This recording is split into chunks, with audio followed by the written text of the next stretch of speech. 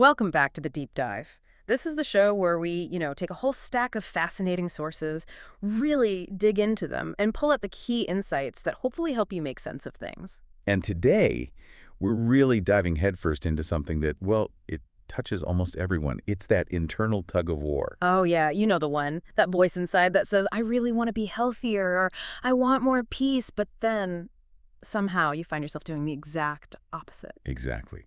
Pulled towards behaviors or patterns that just don't line up with those deep desires. Hmm. Yearning for calm, but stuck in anxiety, maybe? Yeah. Or anger. Yeah, that feeling of being fundamentally out of sync. We often call it cognitive dissonance, right? Especially when we're talking about trying to grow or change. Your heart's pulling one way, your actions another. It's uncomfortable. That's putting it mildly. It's that gap, isn't it, between what you value, what truly matters deep down, and what you actually find yourself doing day to day. And that gap creates more than just discomfort. It can be real suffering. So our mission today is to explore why getting aligned, why bridging that gap feels so incredibly difficult sometimes. And then, crucially, to explore the path towards what we're calling cognitive resonance. So moving beyond that conflict. Imagine that state where your thoughts, feelings, actions, they're all working together in harmony, aligned with what's genuinely important to you. And we've pulled together some really interesting perspectives for this. We're drawing from, well, Freud and Jung, some classic psychology there. Right, and also the more modern science of habits, emotional intelligence.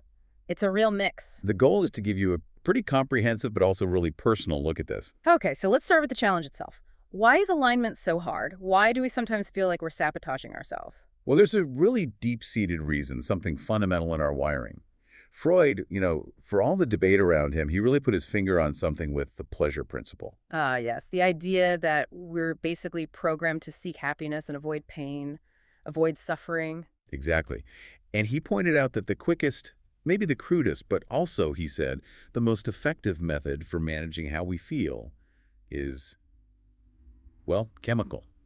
Intoxication. Right. He saw it as a kind of quick escape hatch, didn't he? A way to get some independence from the harshness of reality. He called it a great boon, actually. A way to escape at any time from the pressure of reality and find refuge in a world of our own. For a moment, anyway, it feels better. It dials down the unpleasantness. It's like an instant gratification button for discomfort. Hit this. Feel better now. But here's the crucial part, especially for today. He also saw how dangerous that is. How that very property makes intoxicants dangerous and harmful, often leading to, well, futile cycles. So the escape route becomes a trap. Precisely. The thing that promises freedom from reality ends up binding you tighter to a destructive pattern. It shows how that ancient wiring, that drive for immediate relief, is still so powerful, even when we know there are better, more sustainable ways. And it's not just about substances, is it? That pleasure principle, that search for the quick fix, it plays out everywhere today. Absolutely. Freud even noted back then, despite all the scientific progress, people weren't necessarily happier. There was this underlying sense of disappointment. He talked about cheap pleasure, didn't he? Like sticking your leg out from one of the warm covers on a cold night. Feels good for a second. But then you pull it back in because it doesn't actually warm you up. It's fleeting relief, not a real solution. And you see that everywhere now. Endless scrolling on social media, binge-watching shows, maybe impulse shopping. All those things that give you a little hit, a temporary distraction or pleasure, but often leave you feeling emptier or create new problems down the line. It's cognitive dissonance in action, isn't it? Knowing deep down what truly nourishes you, but reaching for the quick, easy, often unsatisfying thing instead. And that pattern, that constant search for quick fixes, often leads us straight into another big barrier, the way our brains handle emotions. Daniel Goleman's work on emotional intelligence is key here. Right, he talks about the amygdala, the brain's sort of emotional alarm system. Yeah, it's fast, it's primal. It can trigger those fight, flight, or freeze responses before the more rational part of our brain, the cortex, has even fully processed what's happening. So we react first, think later. Sometimes. Often, yeah. Your brain's emergency response is already in action before the command center even knows the full picture, which might have been great for escaping predators, but maybe less helpful in a modern argument. That's a really good way to put it. And Goleman goes further, saying that chronic negative feelings, constant anger, anxiety, pessimism, loneliness, they aren't just unpleasant. No, he calls them toxic. He actually says their impact on our physical health is on a par with smoking cigarettes. Wow. That really hits home. Weakening the immune system, making us more susceptible to illness. It completely reframes emotional well-being, doesn't it? It's not a soft skill. It's fundamental to our physical health. So helping people manage those difficult emotions isn't just about feeling better mentally. It's actual disease prevention. Imagine if we taught emotional regulation skills in schools with the same seriousness we teach physical education or nutrition. It could change everything. Goleman argues that learning these skills early on can literally shape the brain's synaptic wiring, building lifelong emotional propensities. Like building a stronger emotional foundation, Yeah. a more resilient internal architecture, so we can handle life's stresses without constantly getting derailed by those toxic patterns. Okay, so we've got the pull of immediate gratification, the brain's sometimes overzealous emotional alarm system. Hmm. What else makes this alignment so tricky? There's another layer, maybe a bit deeper, more existential, comes from Carl Jung's work, the idea of rootless consciousness. Okay, that sounds profound. What did he mean by that? Jung believed we have these deep, innate structures in our psyche. He called them archetypes. Think of them as, like, the fundamental psychological patterns or instincts we inherit as humans. The laws and roots of our being, as he put it. Like a kind of psychological DNA. Sort of, yeah. A blueprint for how we understand the world, how we react, what symbols resonate with us. And Jung argued, you can't just ignore or cut loose from these foundations without paying a price. And that price is. Neurosis, that feeling of internal conflict, of being fundamentally unwell, psychologically speaking. It's like trying to run software that's completely incompatible with your core operating system. It just crashes. So if we lose touch with those deep roots, those core parts of ourselves, what happens? Jung described this rootless consciousness emerging, a mind that's disconnected from its history, its inherited self. And this kind of consciousness, he warned, becomes easily swayed. It succumbs helplessly to all manner of suggestions and even psychic epidemics. Meaning it gets easily swept up by trends or anxieties or what everyone else is doing. Exactly. Because it lacks that internal anchor, that deep sense of self that tells you what's truly you, what's meaningful and lasting. You become suggestible, prone to anxieties floating around because you don't have that solid ground within yourself. That sounds pretty scary, actually. A profound misalignment. Not knowing who you are at your core. It is. And it makes consistent, authentic action incredibly difficult. If you don't have roots, you're just blown around by every wind. And that is a huge part of why finding and maintaining alignment feels like such a struggle. Wow. Okay. So that paints a clear picture of the challenge. The pleasure principle, the emotional brain, the risk of losing our roots. But it also points us towards the antidote, doesn't it? Towards cognitive resonance. Right. Moving away from that internal friction, that conflict. And towards that state of harmony, where your actions, thoughts, feelings, they all line up with what genuinely matters to you. It's not about forcing yourself, but about finding that internal alignment that makes the right choices feel, yeah, well, resonant, natural, even joyful. And that's what we're diving into next. How do we actually cultivate that? How do we move from that inner discord to deep, sustainable resonance? It starts with getting really clear on our inner compass. Okay, so we've really laid out the challenges, the reasons why we feel that internal tug of war. Now let's shift focus. How do we actually move towards cognitive resonance? The journey really begins, I think, by tuning into that inner compass we mentioned. And the very first step, a really crucial one, is understanding the difference between values and goals. Okay, that sounds simple, but I suspect it's more profound than it seems. It really is. James Clear, in Atomic Habits, makes this distinction incredibly well. He points out that most of us, when we think about changing or improving, we focus on goals. Right, things we want to achieve, like finish a project, lose 10 pounds, run a 5K. Exactly. They're usually external, they have a finish line, they're outcome-focused, which you want to achieve. But Clear reframes this, doesn't he? I love that line he uses. Oh, it's brilliant. The goal is not to read a book. The goal is to become a reader. The goal is not to run a marathon. The goal is to become a runner. Yeah, it just flips it, doesn't it? Suddenly it's not just about the thing you do, it's about the person you become. Precisely. It shifts everything from being outcome-based to being identity-based. And that leads us straight into understanding values. So goals are what you achieve, values are. Values are about how you want to be. They're internal, they're ongoing guides, principles that shape your identity, the process itself, not just the end result. Okay, so less about ticking a box, more about embodying a quality. You got it. Clear nails this. True behavior change is identity change. You might start something because you're motivated, sure, but you only stick with it if it becomes part of who you are. Otherwise, the change is just temporary, right? Until it's baked into your identity. Exactly. Habits aren't just about having something like a medal or a finished book. They're about becoming someone who is consistent or knowledgeable or healthy or whatever the underlying value is. That really lands. It makes you ask, who is the kind of person who consistently does this, rather than just, what do I need to do today? Yes, if your value is, say, kindness, it's not just about doing one kind act. It's about becoming a kind person, someone who naturally looks for ways to express that kindness. It's a totally different orientation. Okay, and that sounds like it ties directly into authenticity, being true to that inner self. Absolutely. Csikszentmihalyi, the flow guy, talks about this too in his book, Good Business.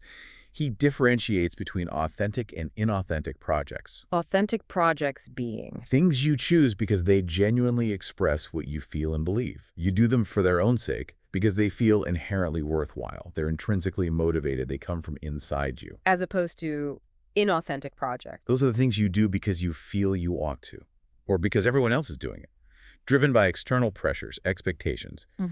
Essentially, following a script someone else wrote for you. Like taking a certain job because it looks good on paper or pleases your parents, even if it makes you miserable. That's a classic example. And Csikszentmihalyi's point is crucial. Aligning with your values means consciously choosing those authentic projects, moving away from the oughts and shoulds dictated by others. And the fuel for that, the energy source, is intrinsic motivation. Exactly. Daniel Pink talks about this in Drive, Motivation 3.0, he calls it. That innate human drive to learn, create, contribute, driven by the internal satisfaction of doing it, not by external rewards. Which kind of flies in the face of traditional thinking, right? Carrots and sticks, rewards and punishments. It really does. Pink brings up those famous Harlow monkey experiments from decades ago. Remember those? Vaguely. The monkeys solving puzzles. Yeah. And what Harlow found, unexpectedly, was that giving the monkeys a food reward actually made them worse at solving the puzzles and less interested in doing it later. Wait, rewards made them worse? And less interested, because they were already intrinsically motivated. They enjoyed the challenge of the puzzle itself. The reward actually disrupted that natural engagement. The task was the reward. Wow, that's counterintuitive. And Edward Deci found similar things with humans later. When you pay people or give them other external rewards for doing something they initially find interesting, they often lose that intrinsic interest. So the reward kills the natural enjoyment. It can, yes. It might give a short-term boost, but long-term it can undermine that deeper internal motivation. And that's why focusing on values which are intrinsically satisfying because they're about who you are is so much more powerful for lasting change than just chasing goals tied to external rewards. You're tapping into a deeper, more sustainable source of energy. Precisely. You're not reliant on someone else dangling a carrot. Okay, so if values are the key and they're powered by this intrinsic motivation, how do we actually figure out what our core values are, especially if we feel a bit lost or disconnected? It starts with self-awareness, back to Goldman. He says the only way we consciously access that emotional part of the brain is through self-awareness, activating the part that lets us notice what's going on inside the medial prefrontal cortex. So it's about paying attention to our inner world, feeling what we're feeling. Yeah, he calls it interoception. Not just knowing you're anxious, but really feeling the physical sensations, the tight chest, the knot in your stomach, tuning in to that internal feedback. And why is that so important? Because, Goldman says, the only way we can change the way we feel is by becoming aware of our inner experience and learning to befriend what is going inside ourselves. You can't change what you're not aware of, and you can't force change from the outside in. You have to work with your internal state. Befriending what's inside. I like that. Not fighting it, but understanding it. Exactly. And a great way to start exploring that inner landscape is to look for moments of flow. Csikszentmihalyi's concept again, that state of being totally absorbed in something. Yes.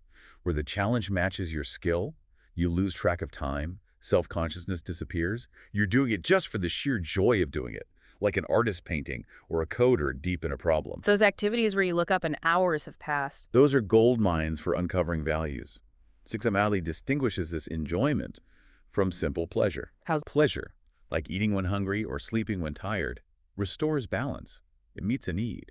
Enjoyment, though, happens when you push yourself, go beyond your programming, achieve something unexpected, It adds complexity to you, creates new order in your consciousness. So enjoyment is about growth, not just maintenance. Exactly. And those moments of true enjoyment, of flow, often point directly to your underlying values. If you get lost in organizing things, maybe you value order. If it's teaching someone something, maybe contribution or learning. Okay, so for you listening, think about this. When do you feel most alive, most engaged? What are you doing? What qualities are you using? Problem solving, creating, connecting, learning. Those peak moments are clues. And look at the flip side, too. What really bugs you? What causes that persistent nagging worry or dissatisfaction? Goleman mentions how just being alone can add loneliness to sadness, maybe indicating an unmet value for connection. So our frustrations can be clues too. Absolutely. If constant clutter drives you mad, maybe you value order or calm. If shallow interactions leave you feeling empty, perhaps you value depth or authenticity. These point to values that aren't being met. And this all comes back to managing our internal state, doesn't it? It does. Csikszentmihalyi makes this incredible point.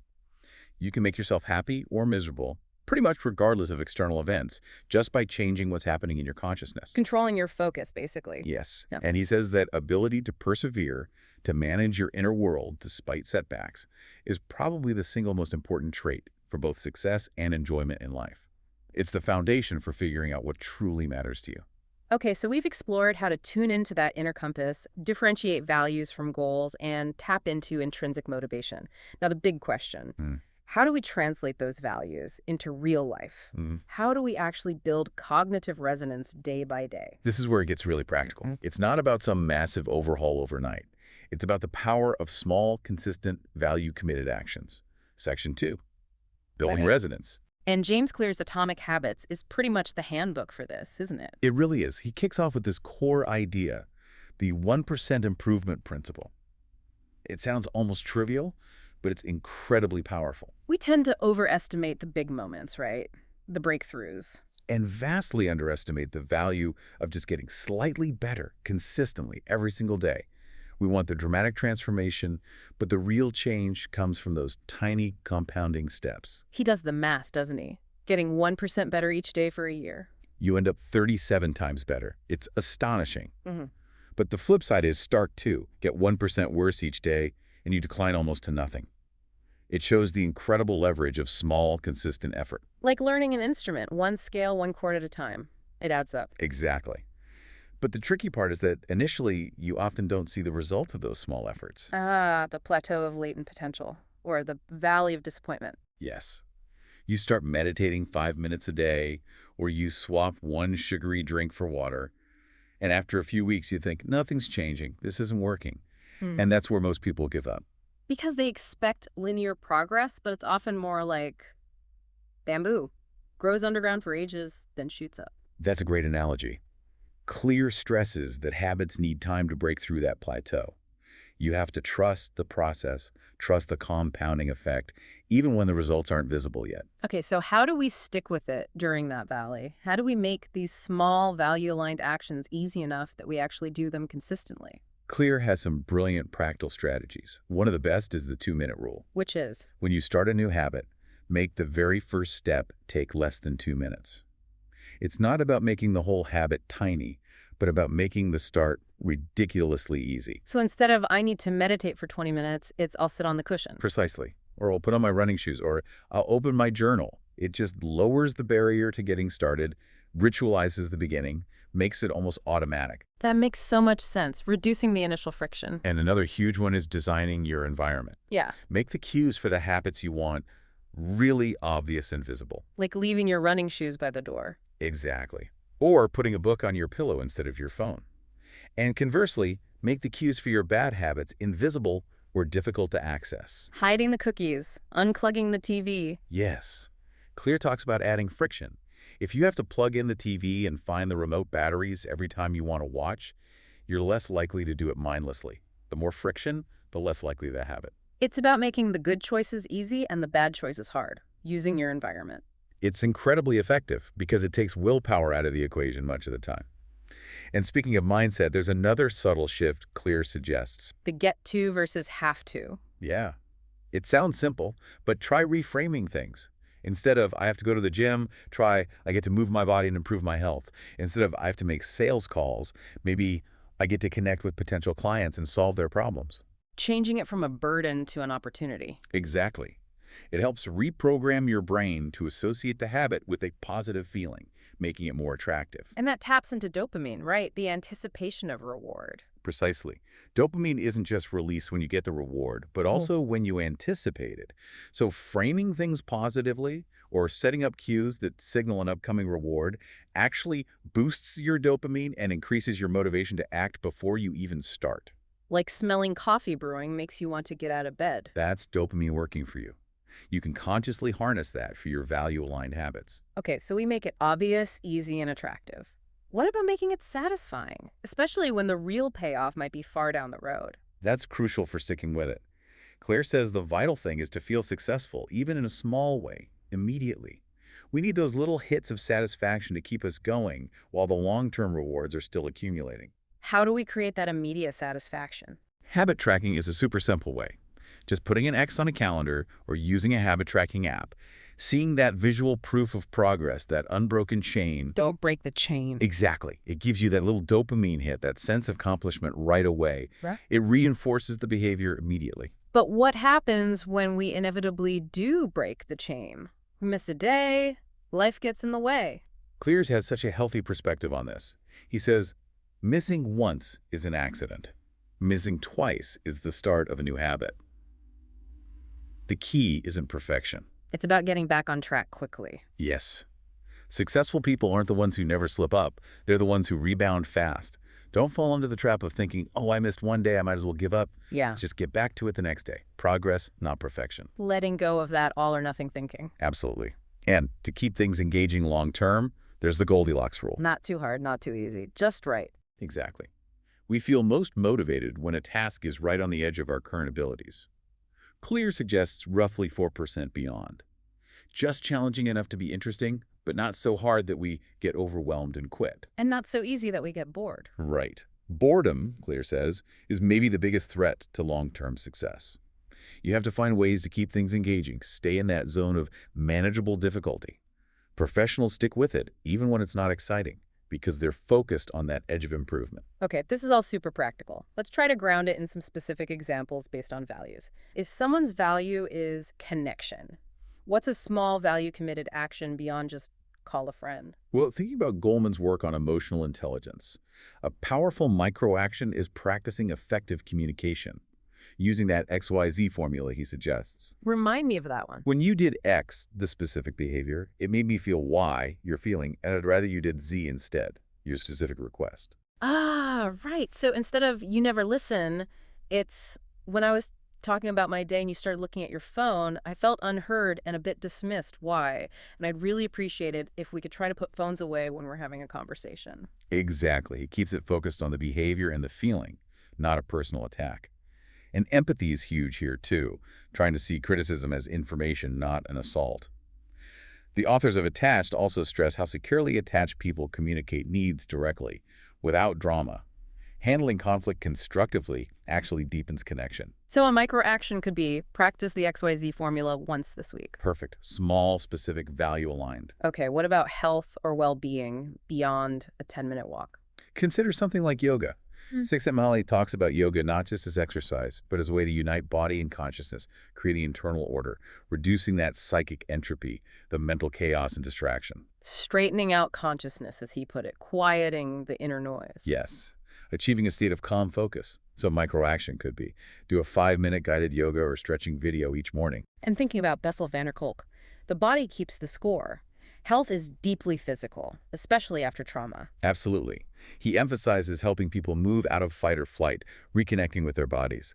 For kids, he highlights things like recess, music, movement, play anything involving joyful engagement. So for adults, maybe mindful breathing, dancing, spending time in nature, things that ground you in your body. Exactly. Actions that help regulate the nervous system. A tiny action could be take 3 slow, deep belly breaths whenever you feel stressed or overwhelmed. Just pause and breathe. Simple, but powerful. Let's try another value, maybe learning or growth, beyond just read 10 pages. Shift to the identity. I am a learner. A micro-action could be Spend 2 minutes actively being curious about something totally new. Look up a word you don't know. Watch a quick explainer video. Ask someone a genuine question about their expertise and really listen. Feeding that identity of being curious and constantly learning. Yes. Or what about contribution? Making a difference. Instead of waiting to volunteer for a big event. A microaction could be offer one genuine compliment or expression of appreciation to someone today. Or spend 2 minutes tidying a shared space. Tiny acts that reinforce the identity of someone who contributes positively. It's about embodying the value in small ways, consistently. And notice how all these examples tie back to Pink's ideas of autonomy and mastery from Drive. How so? Choosing these small actions gives you autonomy, control over what you do, when, how. And practicing them consistently builds mastery, that desire to get better at something that matters to you. And that process itself, working at the edge of your ability on something meaningful, is where you find that state of flow. Exactly. The joy of the task itself becomes the reward. It creates this positive feedback loop. You act in line with your values, it feels intrinsically rewarding, which motivates further action. You're not just doing things, you're shaping who you are, one small choice at a time. That is building cognitive resonance. Okay, this feels like the perfect point to turn it over to you, the listener. Time for the practical takeaway. Your mission, should you choose to accept it. It's a mission for cognitive resonance, and it's got 2 main steps really digging into what we've discussed. Step 1. Identify your core values. Seriously, take a few minutes after this. Reflect on Section 1. Think about those flow moments, your biggest frustrations, the person you aspire to be, what truly deeply matters to you. Try to narrow it down. What are your top 2, maybe 3 core values? Connection, health, creativity, learning, authenticity, growth, contribution. Writing it down. Get clear. Okay, got your values. Now, step 2. Brainstorm small, value-aligned actions. For each value you just identified, come up with one small action you can take this week. And remember that 2-minute rule. Make the first step take less than 2 minutes. Make it easy. Obvious. If your value is calm, maybe it's sit quietly for 60 seconds before checking email. If it's creativity, doodle for 2 minutes. Tiny. And don't underestimate the power of just making this commitment. Robert Cialdini's work on influence talks about commitment and consistency. Oh yeah, that principle is powerful. Just the act of writing down your values and planning that small action makes you significantly more likely to actually do it. It's like you've told yourself, this is who I am, this is what I do. Consistency becomes the path of least resistance almost. You don't have to rethink it every time. Exactly. You've set the intention. Now it's just about taking that first tiny step. It's all about building that initial momentum, isn't it? That tiny ripple that starts the wave. Start small, be consistent. That's how resonance is built. So that's your mission. Give it a try this week. As we start to wrap up this deep dive, it feels really important to reiterate that cognitive resonance, this state of inner alignment, Right. it's not a destination you arrive at. No, definitely not. James Clear puts it perfectly. Success isn't a goal or a finish line. It's a system to improve, an endless process to refine. It's about the journey, the ongoing practice. It's about all those atomic habits stacking up, what we discussed. Gradually, slowly, tipping the scales until, as Clear says, it feels easier to stick with good habits. Because the whole system you've built is working for you, not against you. And that resonates, pardon the pun, with what Goleman said, the road of recovery. Finding that alignment, managing your inner world, that is the root of life. It's continuous. It really is. And this constant practice, this alignment of your inner values with your outer actions, leads towards what Jung described as psychic wholeness. That idea that there's an inherent structure or blueprint within us, and finding harmony with it is key to mental health. Exactly. He saw it as the transformation of the meaningless into the meaningful. Finding purpose not in grand external achievements necessarily, but in living authentically, in line with your deepest self, even in ordinary moments. And living that way, building that internal harmony, has other benefits too, right? Thinking about resilience. Oh, hugely. Bessel van der Kolk talks about how this capacity for self-regulation and alignment allows for extraordinary resilience. It's not just about bouncing back from hardship, but about having this deep inner resourcefulness that allows you to navigate challenges without losing yourself. So being true to yourself actually makes you stronger when things get tough. It seems so. When your inner world is coherent and aligned, you're less easily thrown off balance by external storms. You have a solid core. Okay, so here's something for you to really chew on this week, a final thought to take with you. Let's hear it. If building your own cognitive resonance comes from aligning your actions with your values, how does that internal alignment then ripple outwards. How does being more true to yourself change how you show up in the world, how you connect with other people? Hmm. Does your inner harmony create more harmony around you? Right. Does living more authentically allow you to connect more authentically, more effectively, maybe creating a more resonant environment for everyone you interact with? What's that ripple effect? That's a powerful question Mhm. because it suggests that this inner work isn't just for ourselves. It impacts everything. When you're centered, you naturally bring a different quality to your interactions. Absolutely. It's fascinating to think about. And speaking of interactions and connections, Perfect segue. next time on the deep dive, we're going to zoom in on exactly that. We'll be exploring the world of human connection through the lens of attachment theory. How do our early bonding experiences shape our adult relationships? And how can understanding our attachment style help us build more secure, fulfilling connections? Oh, that's going to be a rich one. Looking at the work from sources like Attached, Mm. it's incredibly insightful for understanding our relationship patterns. It really is. So definitely join us for that. Until then, keep digging deep. We'll see you next time.